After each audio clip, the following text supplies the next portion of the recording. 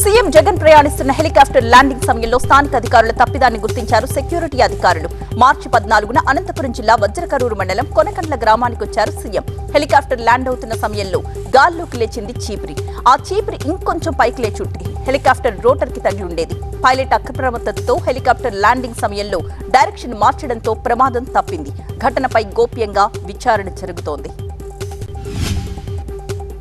ఎన్నికల ప్రచారానికి సిద్ధమవుతున్నారు సీఎం జగన్. ఈ నెల 27 నుంచి సీఎం జగన్ బస్సు యాత్ర చేస్తారు. ఇడుపులపై నుంచి ప్రారంభం కాబోతుంది బస్సు యాత్ర. పులివెందుల, కమలాపురం నియోజకవర్గాల మీదుగా ప్రొద్దుటూరు చేరుకోనుంది బస్సు యాత్ర. ప్రొద్దుటూరులోనే సీఎం జగన్ తొలి బహిరంగ సభ జరగబోతుంది. ఈ నెల 28న నంద్యాల, 29న కర్నూలు, 30న హిందూపురంలో బస్సు యాత్ర బహిరంగ సభలు జరగబోతున్నాయి. బస్సు యాత్రపై ఇవాళ మధ్యాహ్నం 3 గంటలకు వైసీపీ నేతలు ఒక క్లారిటీ ఇవ్వబోతున్నారు. ఏపీలో అసెంబ్లీ, పార్లమెంట్ సీట్ల కసరత్తు కొనసాగుతోంది. ఇప్పటికే 2 జాబితాల్లో 128 మంది అభ్యర్థులు ప్రకటించిన టీడీపీ ఇవాళ 3వ జాబితా ప్రకటించడానికి సిద్ధమైనట్లుగా తెలుస్తోంది. తొలి, మలి జాబితాల ప్రకటనతో చెలరేగిన అసంతృప్తుల్ని ఒకవైపేమో బుజ్జగిస్తున్నారు. కాసేపట్లో 11 మంది టీడీపీ ఎంపీ అభ్యర్థుల జాబితా రిలీజ్ అయ్యే అవకాశం ఉంది. మిగతా అభ్యర్థుల్ని 2 రోజుల్లో ప్రకటించే అవకాశం ఉంది. చంద్రబాబు బెయిల్ రద్దు పిటిషన్పై విచారణ చేసింది సుప్రీంకోర్టు. స్కిల్ కేసులో బెయిల్ రద్దు చేయాలని ఏపీసీఐడీ పిటిషన్ వేసింది. ఈ పిటిషన్పై విచారణ జరిపింది జస్టిస్ బేలా ఎం త్రివేది ధర్మాసనం. తదుపరి విచారణ ఏప్రిల్ 16కు వాయిదా వేసింది. ఏపీ బీజేపీ నేతల లేఖకు స్పందించిన అధిష్టానం సీనియర్ల అభిప్రాయాలు సేకరిస్తోంది. ఏ సీట్లలో గెలిచే అవకాశాలు ఎక్కువగా ఉన్నాయో వివరించారు సీనియర్లు. సీట్ల పంపకాల్లో కుట్ర అంటూ ఇటీవల ఏపీ బీజేపీ సీనియర్స్ లేఖ రాయడంతో ఆరా తీస్తోంది ఆ పార్టీ. పొత్తులో భాగంగా కేటాయించిన సీట్లు, అభ్యర్థుల అభ్యంతరాలపై చర్చిస్తోంది. పొత్తును వ్యతిరేకించడం లేదు అంటూనే సీట్ల కేటాయింపుపై ఘాటుగా వ్యాఖ్యానిస్తున్నారు బీజేపీ సీనియర్లు. శ్రీకాళహస్తి అభ్యర్థిగా బొజ్జల సుధీర్ రెడ్డిని చంద్రబాబు ప్రకటించిన జనసేన, బీజేపీ స్థానిక నేతలు మాత్రం పట్టు వీడట్లేదు. తమకే టికెట్ కావాలని పట్టుబడుతున్నారు. జనసేన ఇన్ఛార్జ్ కోట వినూతకే టికెట్ ఇవ్వాలంటూ కేడర్ ఆందోళనలు చేపడుతోంది. మరోవైపు కోలా ఆనంద్కే టికెట్ ఇవ్వాలని బీజేపీ కేడర్ పట్టుబడుతోంది. ఇంటింటికి వెళ్లి మరీ కమలం గుర్తుకు ఓటెయ్యాలని ప్రచారం చేస్తోంది బీజేపీ. టీడీపీకి చెందిన మాజీ ఎమ్మెల్యే ఎస్సీవీ నాయుడుతో పాటుగా మునిరామయ్య సైతం బొజ్జల అభ్యర్థిత్వం పట్ల అసంతృప్తిగా కనిపిస్తున్నారు. దీంతో వారందరినీ బుజ్జగించే ప్రయత్నాల్లో ఉన్నారు సుధీర్ రెడ్డి. గంటా శ్రీనివాస్ సీటుపై సందిగ్ధత. భీమిలి టికెట్ కోసం పట్టుబడుతున్నారు గంటా. చీపురుపల్లిలో పోటీ చేయాలంటోంది టీడీపీ అధిష్టానం. తన సీటుపై ఇప్పటికే చంద్రబాబుతో చర్చించిన గంటా జాబితా కోసం వెయిట్ చేస్తున్నారు. 3వ జాబితాలో అయినా గంటాకు టికెట్ ఖరారవుతుందా లేదా వాయిదా పడుతుందా అనే చర్చ సాగుతోంది. విశాఖ సౌత్ నియోజకవర్గ సీటు విషయంలో జనసేన పార్టీలో ఫైట్. ఎమ్మెల్సీ వంశీకృష్ణ శ్రీనివాస్ కి విశాఖ దక్షిణ సీటు ఖరారవ్వడంతో ఆశావహుల్లో అసంతృప్తి మొదలైంది. వంశీ శ్రీనివాస్ కు సౌత్ కేటాయించడాన్ని తీవ్రంగా వ్యతిరేకిస్తోంది జనసేనలోని ఒక వర్గం. ఇందుకు నిరసనగా వంశీ చిత్రపటాల్ని తగలబెట్టి నల్ల బెలూన్లను ఎగురవేశారు. వంశీకి సీట్ ఇస్తే ఒప్పుకోబోమని, గెలిచే అభ్యర్థికే టికెట్ ఇవ్వాలని డిమాండ్ చేస్తున్నారు. కర్నూలు జిల్లా ఆలూరు టీడీపీ సీటు కోట్ల సుజాతమ్మకు ఇవ్వాలని ఆమె అనుచరులు డిమాండ్ చేశారు. ఈ మేరకు హైదరాబాద్ లో ఉన్న చంద్రబాబు నివాసం దగ్గర ప్లకార్డులు పట్టుకుని నిరసన తెలిపారు. కోట్ల ఫ్యామిలీకి కాకుండా మరెవ్వరికి టికెట్ కేటాయించినా సహకరించేది లేదు అంటున్నారు ఆలూరు టీడీపీ నేతలు. దీంతో పునరాలోచనలో పడ్డారు చంద్రబాబు. మల్లారెడ్డి, మైనంపల్లి మధ్య వివాదం ముదిరిపోతూనే ఉంది. నేరుగా మల్లారెడ్డి కాలేజీకి వెళ్లి ఆందోళన చేశారు మైనంపల్లి. అగ్రికల్చర్ స్టూడెంట్స్ తో కలిసి ధర్నాలో పాల్గొన్నారు మైనంపల్లి. ఇప్పటికే పలుమార్లు మల్లారెడ్డిపై ఆరోపణలు చేశారు మైనంపల్లి. కాలేజ్ మూసేయిస్తామని హెచ్చరించారు. అగ్రికల్చర్ స్టూడెంట్స్ ధర్నాను అనుకూలంగా మలుచుకున్నాడు మైనంపల్లి.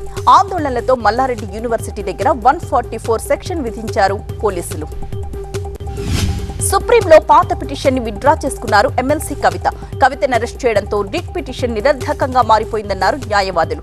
మరొకవైపు తన అరెస్టుపై కవిత తాజాగా దాఖలు చేసిన పిటిషన్ పై సుప్రీంకోర్టులో విచారణ జరగబోతోంది. ఈడీ సమన్లను సవాల్ చేస్తూ గతేడాది మార్చి 14న కవిత పిటిషన్ వేశారు.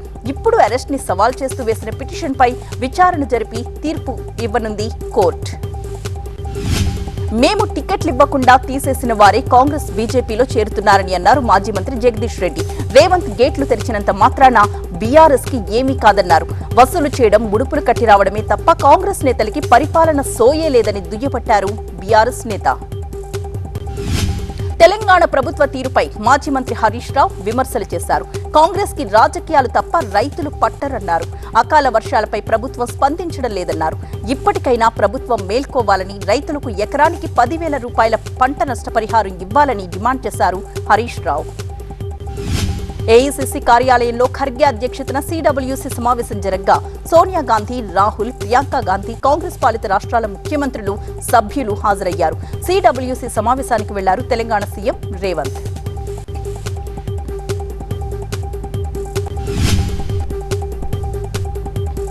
సార్వత్రిక ఎన్నికలకు నగారా మోగడంతో బీజేపీ 3వ జాబితాపై కసరత్తు ముమ్మరం చేసింది. ఇందులో భాగంగా ఇవాళ ఢిల్లీలోని బీజేపీ ప్రధాన కార్యాలయంలో కేంద్ర ఎన్నికల కమిటీ భేటీ కానుంది. పార్టీ అధ్యక్షుడు జేపీ నడ్డా అధ్యక్షతన జరిగే ఈ కార్యక్రమంలో ప్రధాని మోదీ, హోంమంత్రి అమిత్ షా, జాతీయ ప్రధాన కార్యదర్శి బిఎల్ సంతోష్ తో పాటు పార్లమెంటరీ బోర్డు సభ్యులు కూడా పాల్గొంటారు. సీఈసీ భేటీలో తెలుగు రాష్ట్రాలు సహా దేశంలోని 13 రాష్ట్రాల ఎంపీ అభ్యర్థుల ఎంపికపై చర్చించి ఆమోదం తెలియజేస్తారు. తెలంగాణకు కొత్త గవర్నర్ వస్తున్నారు. తమిళసై రాజీనామాకు రాష్ట్రపతి ద్రౌపది ముర్ము ఆమోదముద్ర వేశారు. జార్ఖండ్ గవర్నర్ సిపి రాధాకృష్ణన్ కు తెలంగాణ అదనపు బాధ్యతలు అప్పగించింది. పుదుచ్చేరి లెఫ్టినెంట్ గవర్నర్ బాధ్యతలు కూడా సిపి రాధాకృష్ణన్ కి అప్పగించారు. కాంగ్రెస్ పై మండిపడ్డారు మాజీ మంత్రి శ్రీనివాస్ గౌడ్. బీఆర్ఎస్ లో బహుజన నాయకత్వం బలంగా ఉందన్నారు. కాంగ్రెస్ కుట్రలు ఒక్కొక్కటిగా బయటకొస్తున్నాయని, కొంతమంది పార్టీ నుంచి లాభం పొంది ఇతర పార్టీలోకి వెళుతున్నారని అన్నారు. కేసీఆర్ ని టార్గెట్ చేయడంలో భాగంగానే కవిత అరెస్ట్ అన్నారు. తాను బీజేపీలో చేరుతున్నాను అనడం అవాస్తవమన్నారు శ్రీనివాస్ గౌడ్. రేవంత్ సర్కార్ కు పథకాల అమలుపై శ్రద్ధ లేదు అన్నారు బీఆర్ఎస్ నేత కొప్పుల ఈశ్వర్. కేసీఆర్ హయాంలోని స్కీంలను పక్కన పెట్టే కుట్ర జరుగుతోందన్నారు. రేవంత్ పై క్రిమినల్ కేసు పెట్టాలని డిమాండ్ చేశారు. బీఆర్ఎస్ నుంచి వెళుతున్న నేతలకి ప్రజలే బుద్ధి చెబుతారని, ఎంతమంది వెళ్లినా పార్టీకి నష్టం లేదని అన్నారు కొప్పుల ఈశ్వర్. తిరుపతి టీడీపీ అసమ్మతి నేతలు సమావేశమయ్యారు. అరణి శ్రీనివాసులకు టికెట్ కేటాయించడంపై అభ్యంతరం తెలిపారు నేతలు. తిరుపతి అభ్యర్థి విషయంలో పునరాలోచించాలని డిమాండ్ చేశారు. స్థానిక జనసేన నేతలు కూడా ఇదే కోరుతున్నారని చెప్పారు మాజీ ఎమ్మెల్యే సుగుణమ్మ. అవసరమైతే తాను జనసేన నుంచి పోటీ చేస్తానని చెప్పారు సుగుణమ్మ. ఎన్నికల కోడ్ అమలుపై ఏపీ ఎన్నికల ప్రధానాధికారి ముఖేష్ కుమార్ మీనా సమీక్ష చేశారు. సీఎస్ జవహర్ రెడ్డి, అన్ని శాఖల ముఖ్య కార్యదర్శులు, సెక్రటరీలు హాజరయ్యారు. మోడల్ కోడ్ ఆఫ్ కండక్ట్ అమలుపై అధికారులకు దిశానిర్దేశం చేశారు సీఎస్ జవహర్ రెడ్డి. ఎన్నికల నియమావళిని ఉల్లంఘించిన వారిపై ఖచ్చితంగా చర్యలు తీసుకోవాలని సూచించారు మీనా. తెలంగాణలోని పలు జిల్లాల్లో అకాల వర్షాలు భయపెడుతున్నాయి. ఆదిలాబాద్ జిల్లాలో గాలివానకు 100 ఎకరాల్లో మొక్కజొన్న, జొన్న, నువ్వులు, వరి, మిరప పంట నేలకొరిగింది.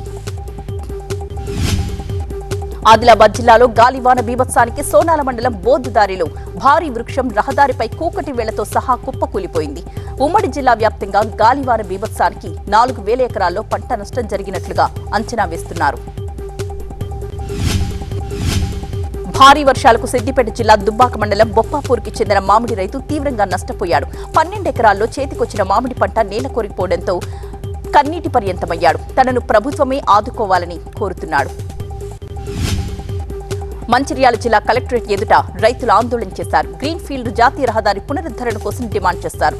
రియల్టర్లకు లాభం చేకూర్చే నిర్ణయాన్ని వ్యతిరేకిస్తూ నినాదాలు చేశారు. రహదారిని యథాతథంగా ఉంచాలని కోరారు. అల్లూరు జిల్లా పోలీసులు ఆదేశాలతో ఏజెన్సీలో గిరిజనులు నాటు తుపాకులు స్టేషన్లలో స్వాధీనం చేస్తున్నారు. పాడేరు మండలం ఎగువ మోదపుట్టు, ఇసుకలు, గురుపల్లి గ్రామాల నుంచి భారీ స్పందన వస్తోంది. అన్నమయ్య జిల్లా కల్లూరు దగ్గర తమిళనాడుకు చెందిన ఎర్రచందనం స్మగ్లర్లను పట్టుకున్నారు ఫారెస్ట్ టీం. వారి నుంచి 18 లక్షల రూపాయల విలువైన దుంగలు సీజ్ చేసి 2 అరెస్ట్ చేశారు. పరారీలో ఉన్న మరో 3 కోసం గాలింపు చర్యలు కొనసాగుతున్నాయి. కూకట్పల్లి మూసాపేట్ మెట్రో స్టేషన్ దగ్గర ఒక కంటైనర్ అదుపు తప్పి డివైడర్ ను ఢీకొట్టేసింది. బస్సును ఓవర్టేక్ చేస్తుంటే ప్రమాదం జరిగింది. ఆ తరువాత అక్కడి నుంచి డ్రైవర్ పరారైపోయాడు. ప్రమాద ధాటికి డివైడర్ పూర్తిగా ధ్వంసమైపోయింది. పన్నుల వసూళ్లపై ప్రత్యేక డ్రైవ్ చేస్తున్నారు అధికారులు. పెండింగ్ లో ఉన్న కోట్ల రూపాయల బకాయిలు రాబట్టడానికి 90% సబ్సిడీ ప్రకటించారు. ఈ అవకాశాన్ని వినియోగించుకోవాలని ప్రజలకు విజ్ఞప్తి చేశారు. కేరళ పాలక్కడ్లో పర్యటించారు ప్రధాని మోదీ. ఎన్నికల ప్రచారంలో భాగంగా నిర్వహించిన రోడ్ షోకి కార్యకర్తలు, అభిమానులు వేలాదిగా హాజరయ్యారు. దారి పొడవునా మోదీకి పూలు చల్లుతూ స్వాగతం పలికారు. కేరళ పర్యటన తరువాత తమిళనాడు సేలంకు వెళ్లారు ప్రధాని మోదీ. ప్రధాని బహిరంగ సభకు భారీ ఏర్పాట్లు చేశారు నేతలు. సభ జరిగే ప్రాంతంలో పోలీసులు అడుగడుగునా మోహరించారు. సేలంలో జరిగిన బహిరంగ సభలో ప్రసంగించారు మోదీ. ఎన్డీఏ హయాంలో జరిగిన అభివృద్ధిని చూసి ఓటేయాలంటూ ప్రజల్ని కోరారు. అధికారంలో ఉన్న డీఎంకే సర్కార్పై విమర్శలు గుప్పించారు మోదీ. రాహుల్ గాంధీ వ్యాఖ్యలపై మండిపడ్డారు బీజేపీ నేత తరుణ్ చుగ్. సృష్టికే శక్తి అయిన అమ్మవారిని కించపరిచే విధంగా మాట్లాడిన రాహుల్ ని ప్రజలు క్షమించబోరు అన్నారు. తమిళనాడులో కొత్త పొత్తులు పొడుస్తున్నాయి. పీఎంకేతో ఇప్పటికే పొత్తు ఫిక్స్ చేసిన బీజేపీ 10 లోక్సభ సీట్లు ఇచ్చేందుకు నిర్ణయించింది. లోక్సభ సీట్ల పంపకాలపై బీజేపీ చీఫ్ అన్నామలై పీఎంకే నేతలతో భేటీ అయ్యారు. జమ్మూ కశ్మీర్లో కూడా రాజకీయ పక్షాలు ప్రచారాన్ని ముమ్మరం చేశాయి. రియాసీలో బీజేపీ రాష్ట్ర అధ్యక్షుడు రవీంద్ర రెయినా లోక్సభ ఎన్నికల ప్రచారాన్ని ప్రారంభించారు. రవీంద్రకు పార్టీ కార్యకర్తలు, అభిమానులు ఘనంగా స్వాగతం పలికారు. హర్యానా కురుక్షేత్రలో లోక్సభ ఎన్నికల ప్రచారాన్ని ప్రారంభించారు సీఎం నాయబ్ సైని. ప్రచారానికి వచ్చిన సీఎంకి నేతలు, అభిమానులు పూలదండలు వేసి ఘనంగా స్వాగతం పలికారు. మధ్యప్రదేశ్ భోపాల్ బీజేపీ సభ్యత్వ నమోదు ప్రారంభించారు CM Mohan Yadav. BJP chief Sharma ఆధ్వర్యంలో కొనసాగుతున్న సభ్యత్వ నమోదుకు మహిళలు, యువకుల నుంచి భారీ స్పందన వస్తోంది. ఢిల్లీ లిక్కర్ స్కామ్ లో సీఎం కేజ్రీవాల్ కు ఈడీ నోటీసులు ఎందుకిస్తుందో తెలియడం లేదు అన్నారు మంత్రి ఆతిషి.